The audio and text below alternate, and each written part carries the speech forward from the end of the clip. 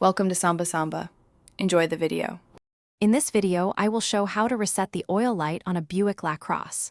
First, get into your vehicle and turn the ignition to the on position, but do not start the engine. Next, find the info button, usually located on your steering wheel or dashboard. This button allows you to navigate through various vehicle information displays. We'll use it to access the oil life monitor. Now, press the info button repeatedly. You'll see different messages appear on your driver information center. Keep pressing until you see the oil life display. This screen shows the current percentage of your engine oil's remaining life. It's important to ensure you're on this specific screen before proceeding to the next step.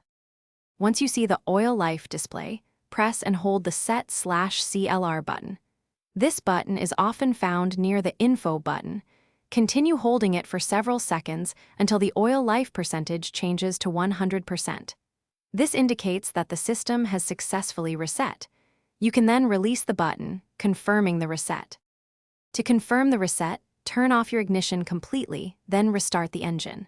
The oil change light should now be off. Remember, resetting the light doesn't replace an actual oil change.